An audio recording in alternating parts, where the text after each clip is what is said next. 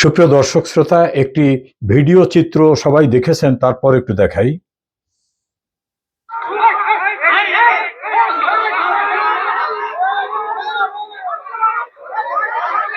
এটা বিস্তারিত দেখার নেই, সবাই দেখেছেন। ডক্টর ইউনূসের তৈরি এনসিপির নেতা নাসিরউদ্দিন পাটোয়ারির উপরে ডিম হামলা হয়েছে। তিনি বলেছেন তাকে কিলঘুষি মারা হয়েছে, ইত্যাদি ইত্যাদি নানা রকম অভিযোগ। তবে ভিডিওতে দেখা যায় যে তার উপর উপর্যুপরি ডিম নিক্ষেপ করা হচ্ছে বিভিন্নভাবে। কে এই নাসিরউদ্দিন? এই নাসিরউদ্দিন হচ্ছেন বাংলাদেশের একজন চার্টার্ড বেয়াদব। আপনাদের মনে আছে বঙ্গবন্ধু ভবন ভেঙে দেওয়া, জাতির পিতার মুরাল গুড়িয়ে দেওয়া, বাংলাদেশের সম্মানিত ব্যক্তিদের অপদস্থ করা, বীর মুক্তিযোদ্ধা সাবেক প্রধান নির্বাচন কমিশনার নুরুল হুদার গলায় জুতার মালা দেওয়া, প্রধান বিচারপতি ছিলেন যারা, তাদেরকে মবের শিকারে পরিণত করা সহ বিশ্ববিদ্যালয়ের ভাইস চ্যান্সেলরদের জুতার মালা দিয়ে তাড়িয়ে দেওয়া, এই ভয়ঙ্কর ঘটনা ঘটাবার যারা নায়ক তাদের অন্যতম। তার বেয়াদবি এমন পর্যায়ে পৌঁছে গেছিল যে তিনি কোনো কিছুর ভিতরে সীমাবদ্ধ না। আর রাষ্ট্র ক্ষমতায় থাকা ব্যক্তিরা এই মবক্রেসিকে বলছিলেন না এটা প্রেশার, এটা মবক্রেসি না। এখন নাসিরউদ্দিন পাটোয়ারি বলছেন সেবাস, তাদের নিরাপত্তা চাইছেন। আপনাদের নিশ্চয়ই খেয়াল আছে যে তারা বিভিন্ন জায়গায় যে কি অবস্থার মধ্যে পড়েছিল। নিউ ইয়র্কে আক্তার হোসেন তাদের কি বেইজ্জতি অবস্থার ভিতর পড়েছিল, সেই দৃশ্য আপনাদের সবারই জানা। তবে একটু মনে করিয়ে দেই।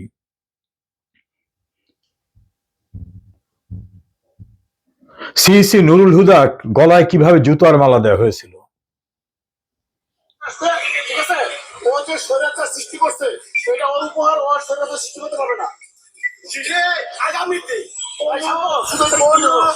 এটা হচ্ছে একজন বীর মুক্তিযোদ্ধা সাবেক প্রধান নির্বাচন কমিশনার, তার গলায় জুতার মালা দেওয়ার দৃশ্যটা। নিউ ইয়র্কে তারা কি অবস্থার মধ্যে পড়েছে।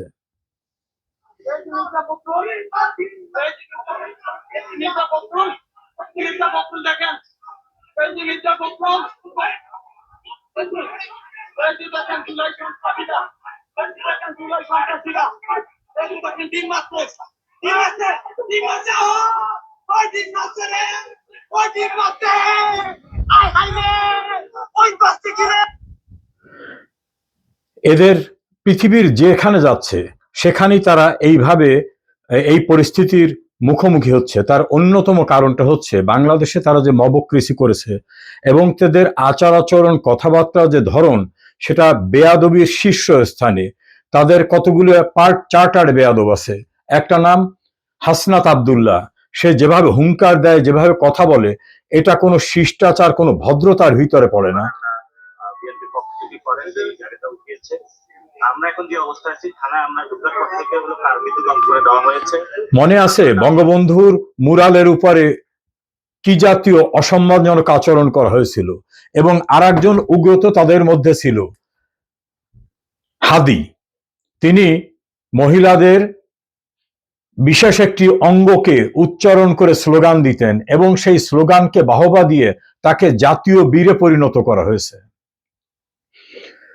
লন্ডনে গিয়েছিলেন ডক্টর মোহাম্মদ ইউনূস, হোটেল থেকে বের হতে পারেননি। আজ দেখলাম পর্তুগালে একই অবস্থা, নিউ ইয়র্কে আক্তারে একই অবস্থা, গাজীপুরে হাসনাত আবদুল্লার একই অবস্থা, কক্সেস বাজারে গিয়েছিল, সেখানে একই অবস্থা। গোপালগঞ্জে আর্মির স্পেশালাইজড ভ্যানে করে তাদের পরিত্রাণ পেতে হয়েছে। যারা বাঙালি জাতির সংস্কৃতি ধ্বংস করেছে, সভ্যতা ভদ্রতা ধ্বংস করেছে, বঙ্গবন্ধু ভবন পুড়িয়ে গুড়িয়ে দিয়েছে, জাতির পিতার মুরাল ধ্বংস করেছে, বীর শ্রেষ্ঠদের মুরাল ধ্বংস করেছে, বাংলাদেশের যে সভ্যতা, শিষ্টাচার, সৌজন্য বোধ ছিল সেটা ধ্বংস করে দিয়েছে। একটা বেয়াদবের, উচ্ছৃঙ্খলের, অসভ্যের, জঙ্গির সমাজ ব্যবস্থা, রাষ্ট্র ব্যবস্থা কায়েম করেছিল ডক্টর ইউনূসের পৃষ্ঠপোষকতায়। এখন সময় এসেছে। দেশে, দেশের বাইরে কোথাও আর তারা নিরাপদ না। দেখবেন কেউ কাউকে একটা অঙ্গুল হেলনি করলে 3টে অঙ্গুল কিন্তু নিজের দিক ফেরা থাকে। যে বেয়াদবদের তৈরি করেছিল ডক্টর ইউনূস সহ আওয়ামী বিরোধীরা, সেই বেয়াদবরা এখন চড়াও হয়েছে। মির্জা আব্বাসের মতো একজন বর্ষিয়ান রাজনীতিবিদকে যেভাবে হেনস্থা, যেভাবে অপমান করেছে তা অবর্ণনীয়। বর্তমান প্রধানমন্ত্রী তারেক রহমানের নামের পিছনে অশ্লীল শব্দ ব্যবহার করে যে স্লোগান দিয়েছে তারা মিছিল সহকারে, তারা এরা। বঙ্গবন্ধু ভবনকে রাষ্ট্রীয় যন্ত্রপাতি নিয়ে ধ্বংস করেছে এরা। বিশ্ববিদ্যালয়ের ভিসিকে গলায় জুতার মালা দিয়ে তাড়িয়ে দিয়েছে এরা। প্রধান শিক্ষক সহ অন্যান্য কলেজের শিক্ষা প্রতিষ্ঠানের প্রধানকে চরম অপমান করে রাস্তায় জুতার মালা গলায় দিয়ে বের করে দেওয়ার মতো অপমানের কাজ করেছে তারা।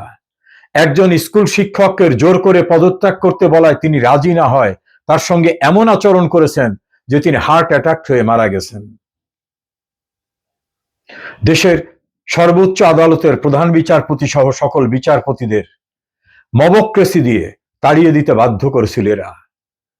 মবক্রেসির মাধ্যমে একটি গণতান্ত্রিক সরকারকে উচ্ছেদ করে অবৈধ উপায়ে মেটিকুলাস ডিজাইনে ষড়যন্ত্র করে ক্ষমতা দখলের হাতিয়ার হিসাবে ব্যবহৃত হয়েছিল এরা। একটি প্রচলিত শব্দ আছে, তোমাকে বধিবে যে গোকুলে বাড়ি শেষে।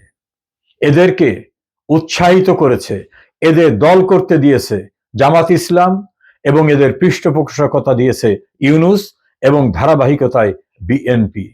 এখন তারা বিএনপির নেতা, বিএনপির নেত্রী, তাদের পরিবার, তাদের সম্পর্কে যে জাতীয় অশ্লীল অশ্রাব্য ভাষা ব্যবহার করে, এটা কোন রকম শিষ্টাচারের মধ্যে পড়ে না। একজন নারীর বিশেষ অঙ্গের নাম উচ্চারণ করে স্লোগান দিয়ে জঘন্যতম অধ্যায় সৃষ্টি করেছে যারা, তাদেরকে জাতীয় বীরে পরিণত করার মতো নিকৃষ্ট মানসিকতার পরিচয় অনেকে দিয়েছে। বঙ্গবন্ধুর বাংলাদেশ এটা ছিল না, শেখ হাসিনার বাংলাদেশ এটা ছিল না। সভ্যতা, শিষ্টাচার, ভদ্রতা, সৌজন্যবোধে পরিপূর্ণ ছিল এই দেশটা। এই বেয়াদব, উচ্ছৃঙ্খল, অসভ্য, ইতর, জঘন্য আচরণ করা ব্যক্তিদের যারা তৈরি করেছেন, পৃষ্ঠপোষকতা দিয়েছেন, এখন তারা তাদের উপরে চড়াও হচ্ছে।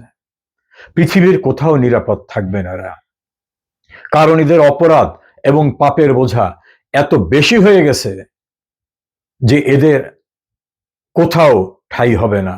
সেটা এই পৃথিবীর যে প্রান্তেই যাক আর বাংলাদেশই থাকুক। ইউনূস না হয় সাময়িক সময়ের জন্য বিশেষ নিরাপত্তায় আছে, এরপরে তার পরিণতি কি হবে?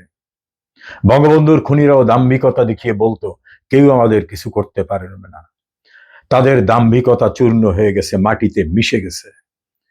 মুক্তিযুদ্ধে ভয়াবহ অপরাধ করা যুদ্ধ অপরাধীরা কিন্তু দাম্ভিকতা দেখিয়ে দেশের রাষ্ট্র ক্ষমতায় বসেছিল, তাদের অনেকের দাম্ভিকতা চূর্ণ হয়েছে।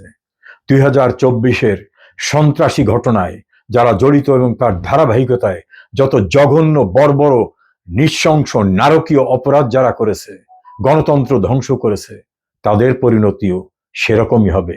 সে সময় খুব দূরে নয়, ইনশাআল্লাহ।